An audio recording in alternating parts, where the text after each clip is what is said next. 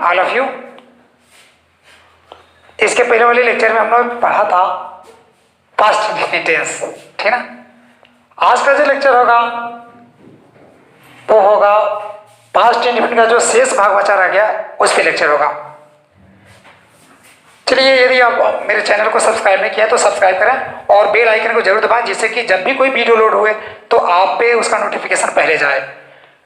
बिना देर किए हुए हम काम को आगे बढ़ाने की कोशिश करते हैं। चलिए, तो पास्ट इंडेफिनिट टेंस में हमने पढ़ा था कि था, थी, थे, आई, आता, आई, थे, पूरा तर्क मैं इस पे दिया था, इसका पहचान मैं बताया था पिछले वीडियो में।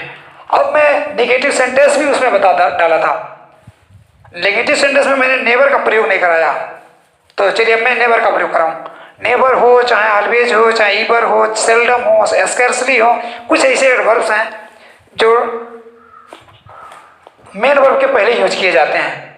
तो मेन वर्ब के पहले यूज किए जाएंगे एडवर्ब्स, जो भी एडवर्ब यूज किया जाए जिसमें नॉट भी है, तो नॉट के लिए अलग शर्त है। तो ये एडवर्ब ऑफ टाइम जब होंगे तो मेन वर्ब के पहले जब यूज किए गए रहेंगे तो क्रियाएं सेकेंड फॉर्म में ही रहेंगी, अपने असर्टिव फॉर्म में रहेंगी, अफर्मेटिव फॉर्म में रहेंगी। लेकिन जब नॉट आएगा तो नॉट के साथ क्रिया फर्स्ट फॉर्म में होगी। तो नॉट के साथ दूसरी शर्त है, और जो एडवर्ब ऑफ टाइम आएंगे जिसमें से नेवर है, जिसको नेगेटिव के रूप में देखा जाता है, तो ये जब आएगा तो इसके साथ क्रिया सेकेंड फॉर्म में रहेगी, और जब नॉट आएगा तो नॉट के साथ क्रिया फर्स्ट फॉर्म में रहेगी। तो अब इसमें सवाल आ जाया करता है कि जब नॉट और नेवर दोनों के दोनों नेगेटिव वर्ड हैं, नकारात्मक शब्द हैं, तो क्या कारण है कि नॉट के साथ क्रिया फर्स्ट फॉर्म में आती है और नेवर के साथ क्रिया सेकेंड फॉर्म में आती है? इसका तर्क मैं इसके पहले वाले वीडियो में मैं दिया, लेकिन इसका तर्क यहाँ पे देने की कोशिश करूंगा। तभी जी मैं बताया कि कुछ ऐसे एडवर्ब होते हैं जो मेन वर्ब के पहले यूज किए जाते हैं, जिसमें नॉट भी एडवर्ब है, लेकिन यह एडवर्ब ऑफ टाइम नहीं है। तो एडवर्ब ऑफ टाइम जब वर्ब के पहले रहेंगे तो क्रिया पे कोई असर नहीं डाल पाएंगे। क्रिया पे कोई असर, क्रिया अपने उसी मूल अवस्था में जिस फॉर्म में थी सेकेंड फॉर्म में ही रहेगी। तो इसलिए नॉट के साथ क्रिया सेकेंड फॉर्म में ही रहेगी नेवर के साथ, लेकिन नॉट के साथ क्रिया फर्स्ट फॉर्म में होएगी। बात समझ में आई? आगे बढ़ते हैं। जैसे मैं वहां नहीं जाता था, वह यहां नहीं आती थी, वह अंग्रेजी नहीं बोलता था, वह अंग्रेजी नहीं बोलता था। क्या बन जाएगा? ही डिड नॉट स्पीक, वह नहीं बोलता था, he did not speak English. अच्छा, इंग्लिश का यहाँ पे ये क्यों कैपिटल है? कहीं ये प्रॉपर नाउन है, प्रॉपर नाउन का पहला अक्षर कैपिटल होता है, कहीं भी आए। आगे बढ़ते हैं। तो he did not speak English, वो अंग्रेजी नहीं बोलता था। लेकिन अगर ऐसे कह दिया जाए कि वो अंग्रेजी कभी नहीं बोलता था, वो अंग्रेजी कभी नहीं बोला, वो अंग्रेजी कभी नहीं बोला था, तो बीते हुए समय में कोई घटना घटी है लेकिन कभी नहीं, तो कभी नहीं का इंग्लिश अब क्या बनेगा? नेवर। तब इसका ट्रांसलेशन क्या बनेगा? He never.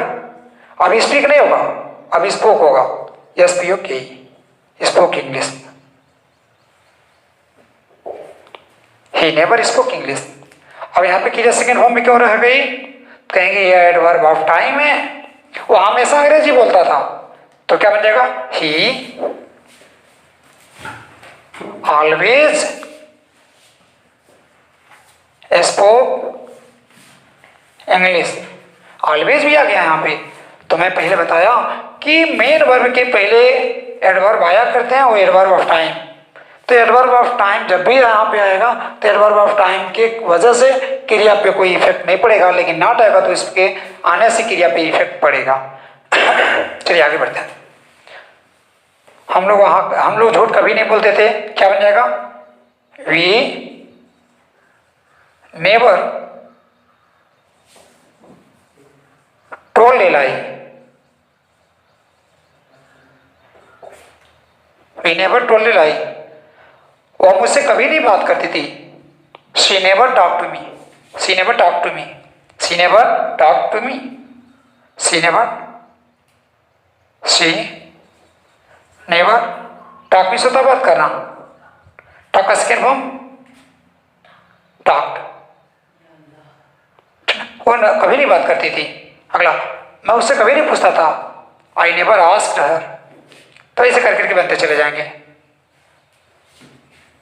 Speaks to me. अगला, ये नेवर रहा। अब आगे हम बताएंगे आपको interrogative first type. Interrogative first type में क्या आपको जानना है, क्या से शुरू होने वाले सेंटेंस रहेंगे। जैसे क्या तुम वहां गए थे, क्या वह तुमसे पूछा था, क्या वह तुमसे मिला था, क्या वह तुमसे मिला था या मिली थी। जैसे भी सेंटेंस आया अब बनाने को। देखिए बीते हुए समय की एक घटना है, इंट्रोगेटिव है, यस या नो में आंसर जाना जा रहा है, तो फर्स्ट ऑफ इंट्रोगेटिव का रूल लगेगा। फर्स्ट ऑफ इंट्रोगेटिव जब भी होगा, जब भी किसी सेंटेंस की शुरुआत हिंदी में कैसे होगी, तो उसका जब भी ट्रांसलेशन करेंगे टेंस के हिसाब से, तो ये पास्ट इंडेफिनिट है, तो हम सहायक क्रिया डिड को सब्जेक्ट से पहले लिखेंगे। सहायक क्रिया डिड को सब्जेक्ट से पहले लिखेंगे। सब्जेक्ट, फिर उसके बाद से वर्ब का फर्स्ट फॉर्म, फिर उसके बाद से ऑब्जेक्ट या अदर वर्ड। क्वेश्चन में लगा लेंगे इधर। क्या किया गया, पहले तो यही रूल था एस भी होगा क्रिया सेकेंड फॉर्म में आती थी, लेकिन कैसे शुरू होने लगा सेंटेंस, हाँ या ना उसका उत्तर जानना है, तो सहायक क्रिया का यूज करेंगे। सहायक क्रिया का यूज करेंगे। सहायक क्रिया में डिड, डिड प्लस सब्जेक्ट। आगे बढ़ते हैं। जैसे तो अब इसका ट्रांसलेट किया जाए। क्या तुम वहां गए थे, डिड यू को, क्या तुम गए थे वहां, कहीं बन जाएगा there. Did you go there, क्या वह तुमसे मिला था, did he meet you, did he meet you, क्या वह तुमसे मिला था, क्या तुम उससे पूछे, did you ask him, did you ask him, क्या तुम उससे पूछे, क्या वह तुम्हें गाली दिया, क्या वह तुम्हें मारे, क्या तुम स्कूल गए थे, क्या वह स्कूल आई थी, क्या सर जी ने पढ़ाया, क्या तुम लोगों ने कोई चैप्टर पढ़ा, कोई नया चैप्टर पढ़ा। जैसे भी वो विषय करके बनाते चले जाएंगे। क्या पे सेंटेंस ऐसे ही बनेंगे। इसमें क्या करेंगे, डिड को सब्जेक्ट से पहले लिखेंगे और सब्जेक्ट के बाद इसको आना चाहिए ना, लेकिन पहले क्यों कहेंगे, जब भी सब्जेक्ट के बाद क्रिया आए तो क्रिया का सब्जेक्ट के पहले आना इन्वर्जन कहलाता है। इन्वर्जन, क्रिया के इस रूप को inverted form of the verb कहेंगे। क्या कहेंगे, इन्वर्टेड फॉर्म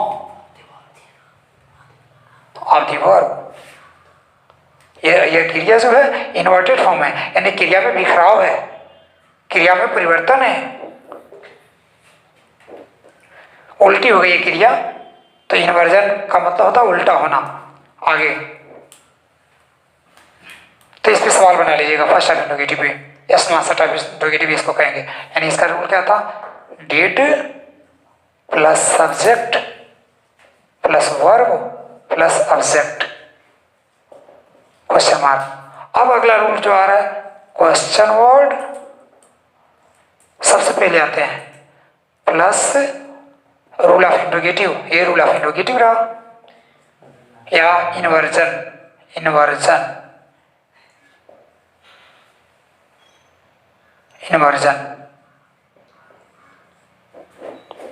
ठीक है, तो क्वेश्चन वर्ड के पास से रूल ऑफ इन्वर्जन लगा सकते हैं, नहीं तो कह दें क्वेश्चन वर्ड उसके बाद से रूल ऑफ इंट्रोगेटिव।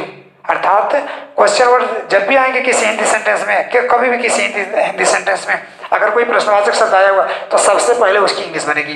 फिर उसके बाद से क्या बनेगा, इस सब्जेक्ट के पहले सहायक क्रिया लगा देंगे, फिर उसके बाद से क्रिया, तब जाकर के अदर वर्ड चाहे ऑब्जेक्ट वगैरह का यूज करेंगे। जैसे तुम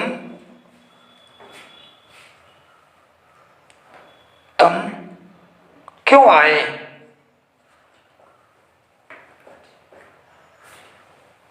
Why did you कम। इसमें मैंने पहले क्यों का इंग्लिश क्यों बना दिया? कहेंगे सबसे पहले क्यों का इंग्लिश इसलिए बनाया जाएगा कि प्रश्नवाचक शब्द है, प्रश्नवाचक शब्द की अंग्रेजी पहले बनाई जाती है। फिर क्या करते हैं? सहायक क्रिया का प्रयोग करते हैं। इसमें एक ही सहायक क्रिया है, तो इसमें ये नहीं देखना कर्ता कैसा है, डिड का ही प्रयोग करेंगे। उसके बाद से कर्ता, फिर उसके बाद से क्रिया। तो व्हाई डिड यू, तुम कब गए थे? When did you go. वह कब आई थी? When did she come. वह क्या कह रही, वह क्या बताई? What did she tell. What did she tell, वह क्या बताई, वह क्या कही। वे लोग कब मिले थे? When did they meet? Marker.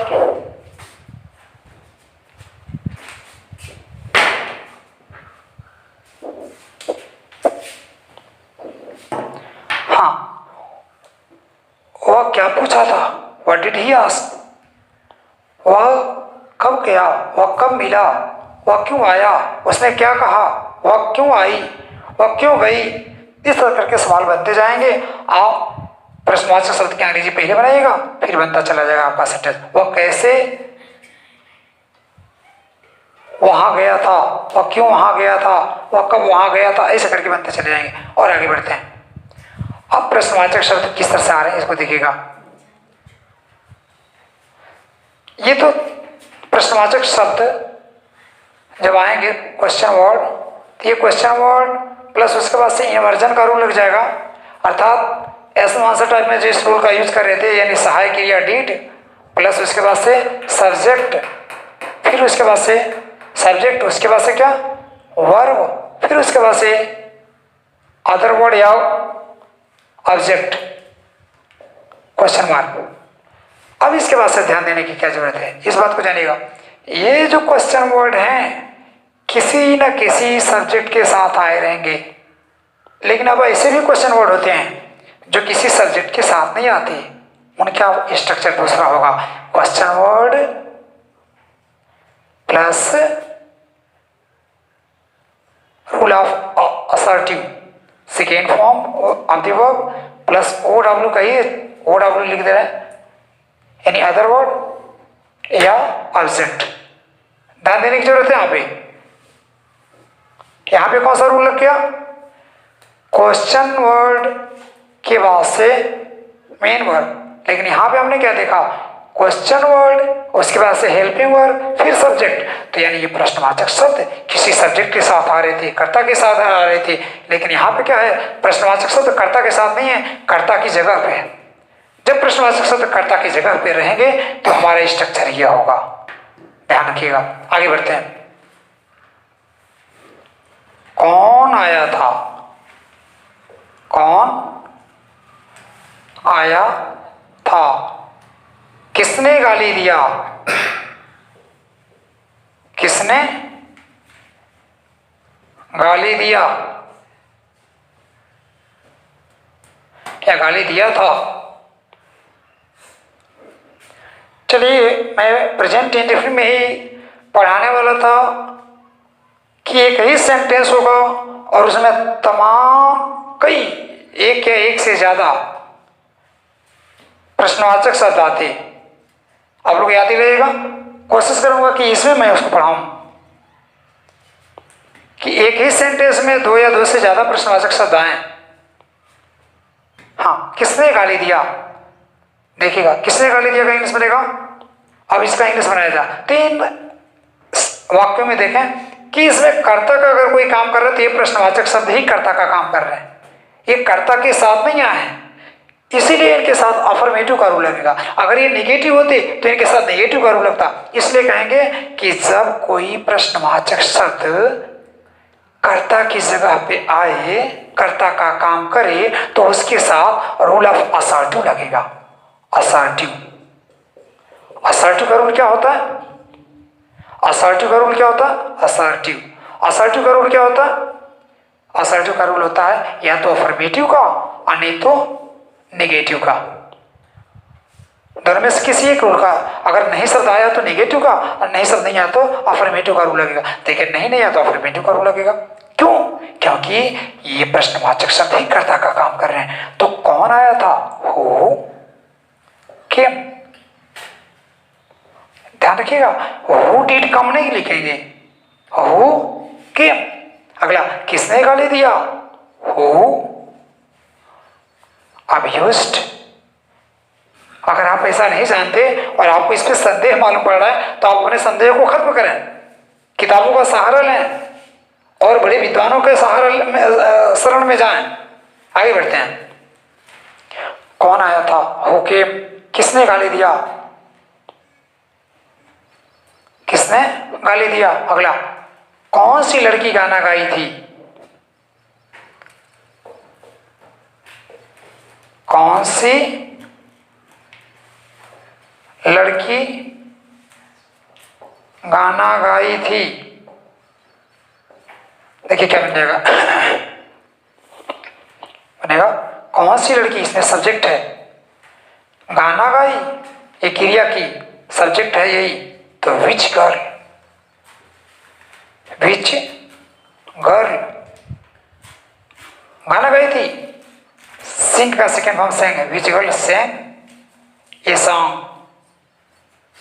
कहेंगे यहाँ पे एक शब्द आया नहीं, एक का इंग्लिश क्यों लिख दिया? कहेंगे सिंगुलर नंबर सब्जेक्ट है, सॉरी सिंगुलर नंबर नाउन है, और जब भी नाउन सिंगुलर नंबर होता है तो यहाँ पे ए एन का प्रयोग होता है। अगर वो गाना गाई थी, ये कहना चाह रहे हैं कई सारी गीतें गाई, तो ये हटा दीजिए, यहाँ सॉन्ग लिखना पड़ेगा आपको। लेकिन जब भी कि यहाँ पे सिंगुलर सॉरी नाउन यहाँ पे सिंगुलर रहेंगे तो यहाँ पे ए एन तो लिखना पड़ेगा। अब ए क्यों लिखा जाता है, चाहे एन क्यों लिखा जाता है, इसका रीजन अगले क्लास में मिलेगा। आगे बढ़े। तो विच गर्ल सेंग ए सॉन्ग, कौन सी लड़की गाना गाई? किसके पिताजी आए थे? किसके पिताजी?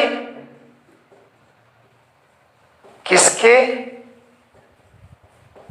पिताजी आए थे? देखिएगा, किसके पिताजी का इंग्लिश क्या बनेगा? हुज फादर, हुज फादर आए थे, केम। किसके पिताजी आए थे? तो आपने देखा कौन सी लड़की, कौन, कौन सा, कौन सी, फिर किसकी। अगला, कितने बच्चे, कितने बच्चे गाना गाए? कितने बच्चे गाना गाए? देखिएगा, ये भी प्रश्नवाचक सब्जेक्ट की जगह पे। How many children, how many students sang, कितने बच्चे गाए? हाउ मेनी सेंग सॉन्ग्स, कितने बच्चे गाना गाए? तो आपने देखा how many, how many, which plus whose, इनके साथ नाउन आ रहे थे और ये सब्जेक्ट किस जगह पे आ रहे थे, तो इसलिए इनके साथ असर्टिव का रूप लग रहा था। इनके साथ क्या आ रहे थे? सब्जेक्ट किस जगह पे आ रहे थे, तो इनके साथ कौन सा रूप लग रहा था? असर्टिव का रूप लग रहा था। इसमें से अभी इसको हटा देते हैं, ये सब्जेक्ट की जगह नहीं, सब्जेक्ट के साथ भी आ सकते हैं। चलिए उसको भी देख लेते हैं।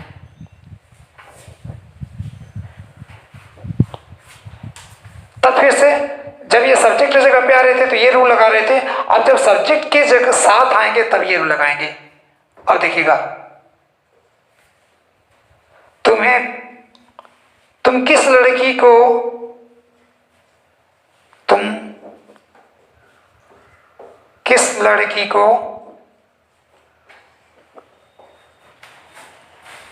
मेरा मोबाइल दिए?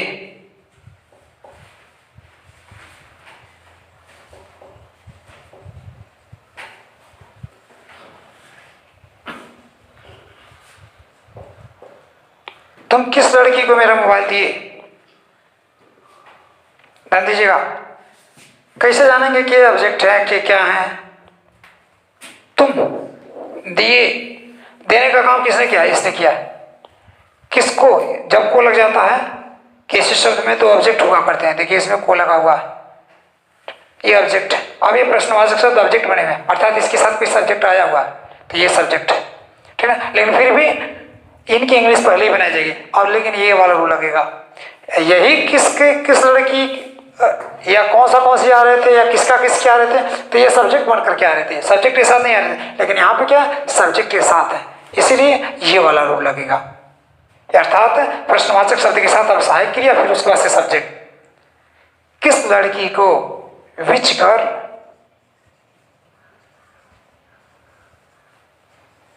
विच girl, which girl did you give, which girl did you give, किस लड़की को दिए। और टू नहीं लगेगा, याद रखिएगा, गिव के बाद से वर्ब ये गिव टू नहीं होता है, ठीक है। तो प्रीपोजिशन टू छिपा रहता है, तो इसलिए यहाँ पे टू विच गर्ल नहीं होगा। विच गर्ल डिड यू गिव, किस लड़की को तुमने दिया मेरा mobile, my mobile, my mobile, किस लड़की को मेरा मोबाइल तुमने दिया। अगला,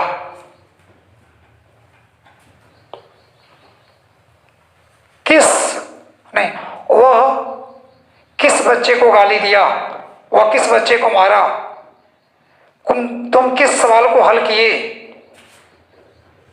तुम किस प्रश्न को हल किए, किस प्रश्न को हल किए। क्या बन जाएगा, which question did you solve, which question did you solve. अब अगला देखिएगा,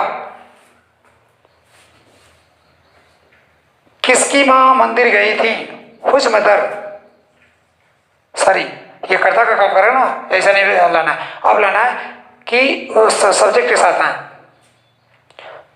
तुम किसके भाई को बुलाए थे, तुम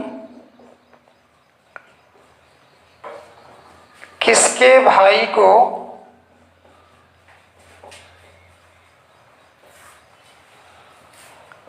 बुलाए थे, तुम किसके भाई को, तुम करता है, क्रिया ये है, ऑब्जेक्ट ये है, तो बुलाना काल होता है। तुम का इंग्लिश यू बनेगा, तो यू का तो बनाना नहीं। सबसे पहले प्रश्नवाचक शब्द की अंग्रेजी बनाई जाती है, किसके भाई को, किसके भाई को, एक ही साथ बनेगा, अलग नहीं बनेगा, याद रखिएगा। तो whose brother, whose brother did you call, whose brother did you call. तो अब ये प्रश्नवाचक शब्द किसकी जगह पे आ रहे हैं, लेकिन अब आगे हम बताने की कोशिश करेंगे। अच्छा, अब ऐसे भी प्रश्नवाचक शब्द आएंगे। देखिए कितने तरह के प्रश्नवाचक शब्द आप पढ़ लिए। तो पहले तो ये रूल पढ़ा आपने, फिर दूसरे नंबर पे ये कि बिना प्रश्नवाचक सब्जेक्ट के आएंगे, फिर से तीसरे नंबर पे यही रूल पढ़ा कि ये जो सब्जेक्ट की जगह पे आ रहे थे प्रश्नवाचक शब्द, अब वो क्या होने लगे, सब्जेक्ट के साथ आने लगे। तो जब सब्जेक्ट की जगह पे आ रहे थे तो इंट्रोगेटिव का ये रूल लगा रहे थे, और जब सब्जेक्ट के साथ आने लगे, जो अकेले आया करते थे सब्जेक्ट की जगह पे, तो फिर से तीसरे नंबर पे फिर से पहला नंबर वाला रूल लगाने लगे। अब फिर से आगे मैं बता रहा हूं, अब फिर से प्रश्नवाचक शब्द जिसमें कोई प्रीपोजिशन होगा। देखिए,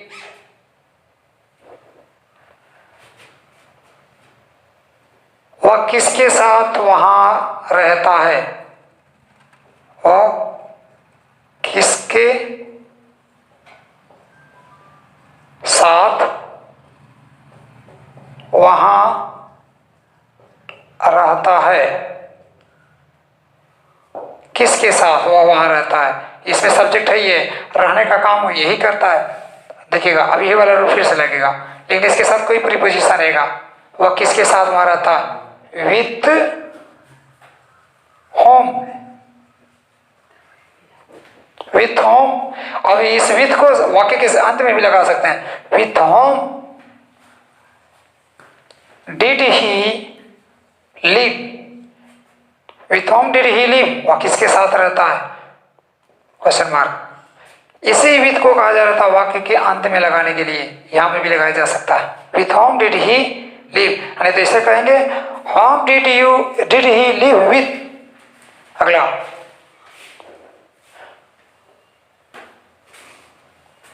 वह कलम कहां से लाई थी?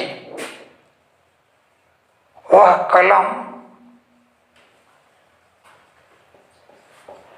कहां से लाई थी? कहां से? From where, from where did she bring the pen. ध्यान देने की जरूरत है। अब यहां पे प्रीपोजिशन हम नहीं, आर्टिकल ए या एन लगाएं या दो लगाएं, तार्किक बात है, समझने की कोशिश कीजिएगा। वह कलम कहां से लाई थी? कोई लड़की है जो कलम लाने का काम की है, तो यहां पे देखा जा रहा है कि जिस कलम की बात कही जा रही है, उस जिससे बात कही जा रही है वो भी उस कलम को जान रहा है, जिससे बात कही जा रही है वो भी जान रहा है, और जो बात कर रहा है, तो जिस नाउन को पहले से जाना जा रहा हो, दोनों जान रहे हो, तो वहां पे आर्टिकल टू लगेगा। कहेंगे क्यों? कहेंगे वह आर्टिकल है जिसको कहते हैं डेफिनिट आर्टिकल। क्या कहते हैं? Definite article. कहेंगे डेफिनिट आर्टिकल, डेफिनिट आर्टिकल ये क्या करता है? कहेंगे डेफिनिट आर्टिकल उस नाउन के पहले आया करता है जिस नाउन को पहले से जाना जाता है, उसको डेफिनिट करने के लिए। तो यह डेफिनिट किया हुआ है। अगर ए या एन लगा देते, ए लगा देते, तब क्या होता? कोई पेन, एक अर्थ क्या निकलेगा? कोई, तो यहाँ पे ए नहीं लगेगा, ना एन लगेगा। याद रखिएगा जो मैं तर्क दे रहा हूँ। हो सकता है कि आप अपने कमरे में नेट से जुड़ जाएं, यूट्यूब पे इस क्लास को देखें और कहें कि यहाँ पे तो ये पेन हमने हर जगह देखा है, दो पेन नहीं देखा है, यहाँ पे दो पेन क्यों दिख रहा है? तो मैंने इस पे जो तर्क दिया उस तर्क को समझे। पेन यहाँ पे डिफिनिट है, that's why I am using definite article with pen. Pen के साथ मैं डिफिनिट आर्टिकल का यूज कर रहा हूं। ओके, आगे। अब इस फ्रॉम शब्द को बाद में भी लिख सकते हैं। अगला, चलिए, ये आप जान रहे थे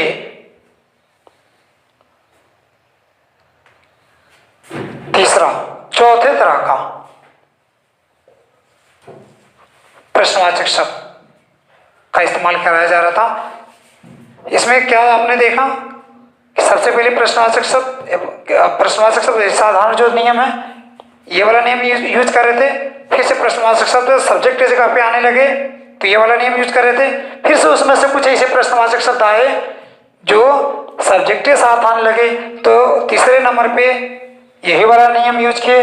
फिर से आपने क्या पाया कि प्रश्नवाचक शब्द प्रीपोजिशन के साथ आने लगे, तो फिर आपने यही रूल यूज किया लेकिन उसके साथ प्रीपोजिशन लगे रहे। अब आगे मैं बता रहा हूं।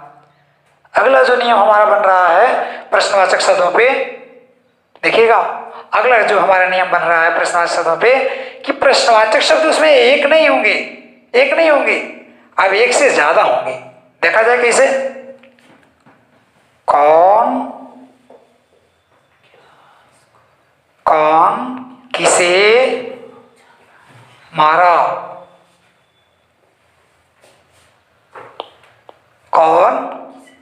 अब गड़बड़ हो गया, यहां पे दिमाग लगाना है। किसकी इंग्लिश पहले बनाई जाएगी? तो इसमें देखिएगा, इन प्रश्नवाचक शब्दों में भी ऐसे प्रश्नवाचक शब्द हैं जो सब्जेक्ट को डिनोट करते हैं कि हम सब्जेक्ट हैं। हमारी जगह पे नाउन छिपा हुआ है सब्जेक्ट वाला, या प्रोनाउन छिपा हुआ है सब्जेक्ट वाला, तो उनको सब्जेक्ट के रूप में भी है उनके साथ करेंगे। हाँ, तो कौन किसको मारा, तो कौन शब्द यहाँ पे नाउन छिपाया हुआ है या प्रोनाउन छिपा हुआ है, अर्थात यह सब्जेक्टिव केस में है। मारने का काम किसने किया? यही किया, तो बनेगा हो bit bitten, who bit, spelling वही रहेगा, हु बिट किसे? होम। तुम किसको क्या दिए? तुम किसको क्या दिए? तुम किसको क्या दिए? इसमें सब्जेक्ट आया हुआ है। तुम किसको क्या दिए? किसको क्या दिए? और ध्यान दीजिएगा, फिर से यहां पे सिस्टम बिगड़ रहा है। क्या किया जाए? इसकी इंग्लिश बनाई जाए कि इसकी इंग्लिश बनाई जाए? या पहले आया तो इसकी इंग्लिश बना दिया जाए, चाहे इसकी इंग्लिश बना दी जाए? तो चाहे इधर उधर दूसरा कोई नियम नहीं है, मन चाहा कोई नियम नहीं है। जो ग्रामर कहेगा उसके हिसाब से चलेंगे। फिर से अब देखा जाए, चलिए, तुम किसको क्या दिए? तुम किसको व्हाट डिड यू गिव? तुमने क्या दिया? What did you give? तुमने क्या दिया? किसको? Home, question mark. What did you give home? अगला ध्यान दीजिएगा, आपने पढ़ा होगा कि वर्ब के बाद से ऑब्जेक्ट आता है। इसमें दो ऑब्जेक्ट छिपे हुए हैं। किसको? तो यह इनडायरेक्ट ऑब्जेक्ट है, इनडायरेक्ट के सजीव है। गौर से समझिएगा, यानी मैं रमेश को एक कलम दिया, तो इसका इंग्लिश बनेगा I gave a pen, I gave Ramesh a pen. मैंने रमेश को एक कलम दिया। तो क्रिया के बाद से जो ऑब्जेक्ट आता है इसको कहते हैं, यह सजीव हुआ करता है और यह निर्जीव हुआ करता है। इसको इनडायरेक्ट ऑब्जेक्ट कहते हैं और इसको डायरेक्ट ऑब्जेक्ट कहते हैं। तो इसी तरह से कर करके इसके जगह पे जो छिपा हुआ है वह कोई निर्जीव ऑब्जेक्ट छिपा हुआ है, और इसके जगह पे कोई छिपा हुआ है तो सजीव ऑब्जेक्ट छिपा हुआ है। कोई भी छिपा है तो सजीव है। तो ये नॉन लिविंग को छिपाया है और ये लिविंग को छिपाया है, इसीलिए इसको कहेंगे ये इनडायरेक्ट ऑब्जेक्ट है और इसको कहेंगे कि यह डायरेक्ट ऑब्जेक्ट है। इंटरेस्ट आया? आगे बढ़ते हैं। तो जब ऐसी घड़ी आती है तो कभी इनडायरेक्ट को पहले लिखते, कभी डायरेक्ट को पहले लिखते। जैसे यहां देखिए, रमेश को पहले लिखा जाएगा, इनडायरेक्ट ऑब्जेक्ट है, सजीव है, इसको बाद में लिखा जाएगा। लेकिन फिर से एक जगह और ग्रामर कहता है। क्या ग्रामर कह रहा है? कैसे भी लिख सकते हैं, I gave a pen to Ramesh, I gave a pen to Ramesh. यहां पे क्या हो गया कि जो इनडायरेक्ट था वो बाद में चला गया, जो डायरेक्ट था वो पहले आ गया। ऐसा कैसे हो गया? तो नियम एक है कि इनडायरेक्ट ऑब्जेक्ट को बाद में लिखा जा सकता है यदि इनडायरेक्ट ऑब्जेक्ट के पहले टू लगा दिया जाए। तो इसे यहाँ पे टू लगा दिया गया तो इनडायरेक्ट ऑब्जेक्ट को बाद में लिख दिया गया। सेम ऐसे ही, in the same way we can translate this sentence into two way. दो तरीकों से इस वाक्य को हम ट्रांसलेट कर सकते हैं। चलिए देखा जाए। एक बार तो व्हाट को निकाला, ठीक ना, और ये यही रहेगा। लेकिन अब ध्यान दीजिएगा, यहां पे भी देखिएगा, यहां पे क्रिया के बाद से इनडायरेक्ट ऑब्जेक्ट आया, सजीव वाला, जो सजीव को छिपाया। यहां पे भी सजीव है, ये सही है। लेकिन अब इसके बाद से क्या होगा, इसको ख्याल में रखिएगा। ये बाद में जाएगा ना, ये तो हाँ आएगा, लेकिन अब ये निकल रहा है यहां से, सॉरी ये यहां जा रहा है, ये हट रहा है यहां से, क्रिया के बाद नहीं आ रहा है। तो क्रिया के जब बाद नहीं रहेगा, रमेश क्रिया के बाद नहीं यहाँ पे आया, इसके पहले टू लगा है। सेम ऐसे ही यहां पे भी करेंगे। इसका इंग्लिश इस तरह से भी कहेंगे, और to whom, to whom did you give what. कहेंगे कि इस तरह से करने में आपको क्या लग रहा था, तो हम कहेंगे इस तरह से आपको समझने में क्या लग रहा है, हाँ क्या दिक्कत हो रही है? कहेंगे दिक्कत ये हो रही है कि आपने टू लगा दिया। कहेंगे अपने बाप के घर से थोड़ा ना लगाया, ना आपके बाप के घर से लगाया, मैंने तो ग्रामर के हिसाब से काम किया। यहां देखिए टू कब लगा है, जब इनडायरेक्ट ऑब्जेक्ट मेन वर्ब के बाद आए, उसके बाद आए, डायरेक्ट ऑब्जेक्ट मेन वर्ब के तुरंत बाद आए और उसके बाद से इनडायरेक्ट आए, तो इनडायरेक्ट जब बाद में जाएगा मेन वर्ब के साथ नहीं रहेगा तो इसके साथ टू लगेगा। तो यहां पे मेन वर्ब, ये इनडायरेक्ट ऑब्जेक्ट मेन वर्ब के तुरंत बाद आया, कुछ नहीं लगा, लेकिन यही इनडायरेक्ट ऑब्जेक्ट है, यही इनडायरेक्ट है। अब कहां लग रहा है, इसके साथ डायरेक्ट आ रहा है, तो डायरेक्ट देखिए आया हुआ है तो इसके साथ कोई दिक्कत नहीं, लेकिन ये आप जब हटेगा तो इसके साथ तो टू लगेगा, इसलिए वही टू है। इससे आप समझने की कोशिश करें। नहीं समझ में आ रहा तो एक आध बार और कोशिश कीजिए और कमेंट बॉक्स में कमेंट लिख करके भेजिए कि हाँ सर जी इसको भी समझाने की फिर से कोशिश करें आप, मैं फिर से समझाऊंगा। आगे बढ़ते हैं। तो टू होम, यानी ऐसे भी कह सकते हैं, whom did you give what to. एक बार और फिर से, और whom did you give what to. कहेंगे ऐसा कैसे कर रहे हैं, कभी इधर लगा रहे हैं कभी उधर लगा रहे हैं, अरे इधर उधर कैसे।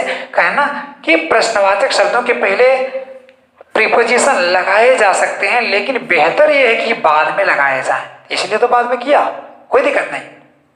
क्लियर, आगे चलते हैं। तो किसने किसको क्या दिया, किसने किसको क्या दिया। अब ऐसा सवाल पढ़ा जाए, किसने किसको क्या दिया। कहेंगे अरे वो 1 2 3 एक ही सेंटेंस तीन, ये भी आप डाल दिए होते तो हम कहेंगे कि ये भी कैसे डाल दें, ये तो क्रिया है। कहेंगे तो क्या क्रिया की जगह पे कोई प्रश्नवाचक शब्द नहीं आ सकता? Not at any rate you can use any word, any question word in the place of verb. Verb की जगह पे किसी शब्द का दूसरे शब्द का इस्तेमाल ही नहीं कर सकते। क्यों? कहेंगे कि एक सेंटेंस बिना क्रिया का हो ही नहीं सकता। सेंटेंस होने के लिए उसमें वर्ब का होना जरूरी है, इसलिए सब बदल गए तो क्या क्रिया भी फ्लाइट कर जाएगी? क्रिया का होना जरूरी है। क्लियर हुआ?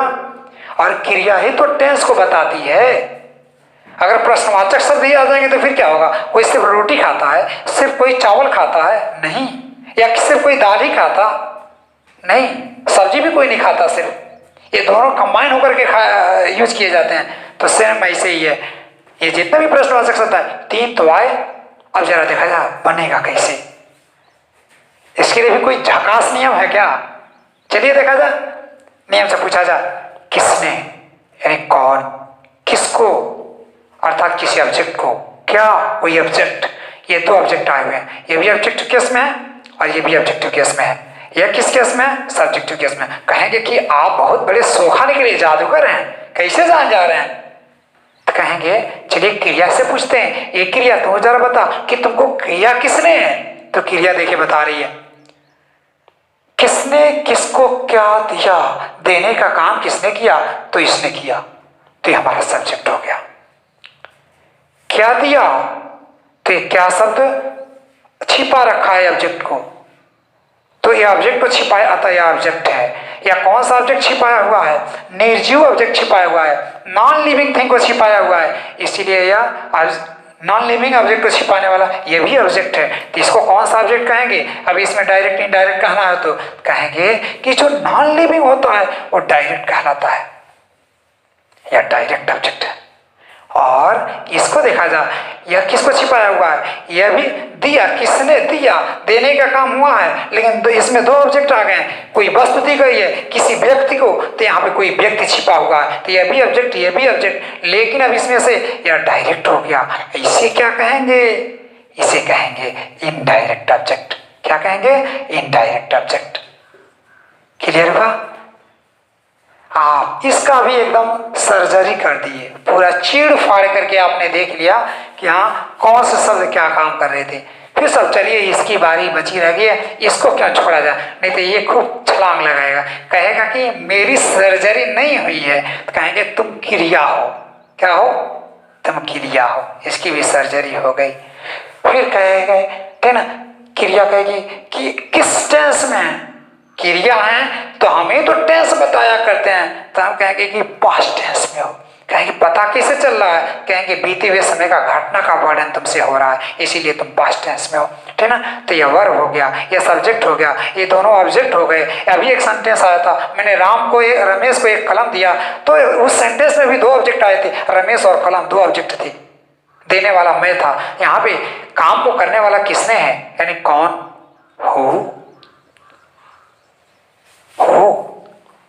दिया, हो गए, किसने दिया, कहेंगे ये कौन सा नियम है, आप ये वाला नियम वो लगा देते, तो हम कहेंगे इस नियम में क्या हुआ है, तो कहेंगे कि यहाँ पे देखें और इन दोनों में देखें, इसमें क्या कर करता, यहाँ पे ये जो प्रश्नवाचक शब्द है ये किसी नाउन के साथ नहीं, सॉरी किसी नाउन के साथ या किसी सब्जेक्ट के साथ नहीं आया, सब्जेक्ट की जगह पे आया है, इसकी वजह से यही नियम लगेगा। हो गेव, किसने दिया, किसने दिया, व्हाट, हो गेव व्हाट टू होम, किसने किसको क्या दिया, इसी को कर सकते हैं, किसने किसको क्या क्या, किसको किसको दिया, किसने किसको किसको क्या क्या दिया, कहेंगे किसको किसको क्या क्या का अंग्रेजी तो व्हाट व्हाट होम होम होना चाहिए, कहेंगे व्हाट व्हाट होम होम नहीं होगा, ना व्हाट में एस लगेगा ना होम में एस लगेगा, कहेंगे क्यों इस तरह से कह रहे हैं, तो कहेंगे कि कुछ ऐसे शब्द होते हैं इंग्लिश में जो प्लूरल हो करके के भी सिंगुलर में ही बने रहते हैं, उनका यूज वैसे ही किया जाता है। तो what give, who give what to whom, इसको एक और तरीके से who give, who give whom, who give whom, किसने किसको दिया, व्हाट, ये भी सही है। अब ऐसा नहीं कि कोई महापुरुष मिल जाए तो कहे कि इसका प्रमाण मैं दे लूंगा, इसका कोई प्रमाण नहीं है, गलत है, ठीक ना, तो महापुरुष से कह देना कि गलत होगा तो कमेंट बॉक्स में कमेंट करके पूछ लेंगे। आगे बढ़ते हैं, अभी और भी प्रश्नवाचक शब्द हैं जो तमाम प्रश्नवाचक एक ही सेंटेंस में दो या दो से अधिक प्रश्नवाचक शब्द आ सकते हैं, और आगे बढ़ाने की कोशिश कर रहा हूं, दो सेंटेंस और देख लें, फिर मैं अपना क्लास यहीं पे खत्म करूंगा, जिससे कि आपको कंसेप्ट क्लियर हो जाए, आप समय ना देखें। बच्चा छोटे से बड़े होता है, क्या सिर्फ बढ़ना उसका काम है, नहीं, ज्ञान को हासिल करना, और जितना भी ज्ञान हासिल किया अपने अंदर समाहित कर ले और उसका यूज करता जाए। तो इसी तरह से कर करके मेरा जो काम है ग्रामर को आपको पिला देना, मैं आपको ग्रामर को पिलाने की कोशिश कर रहा हूं, आप पीने की कोशिश करें, अगर नहीं पी पा रहे हैं तो समझिए अभी आप बीमार हैं, आप पीने की कोशिश करें पहले, तो समय नहीं देखें, आगे बढ़ रहे हैं। कौन कहां गया था, कौन कहां गया था, कौन कहां,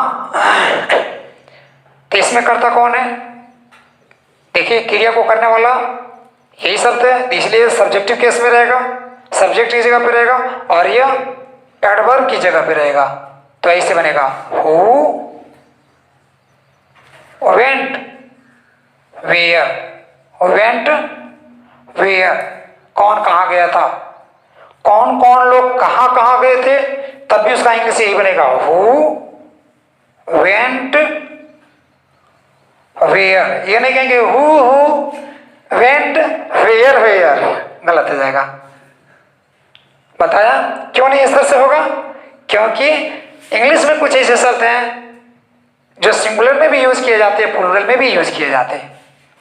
अगला,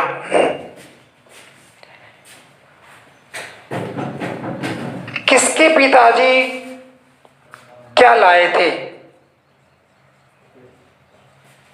किसके पिताजी क्या लाए थे,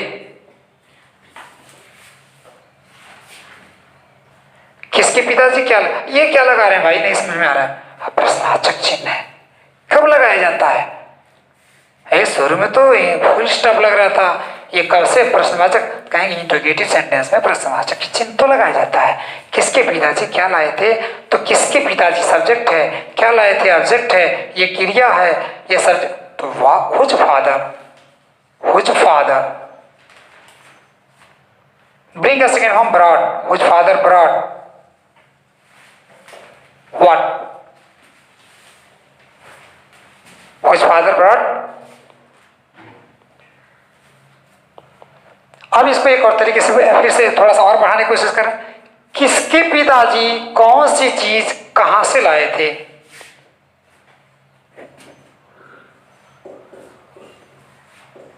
किसके पिताजी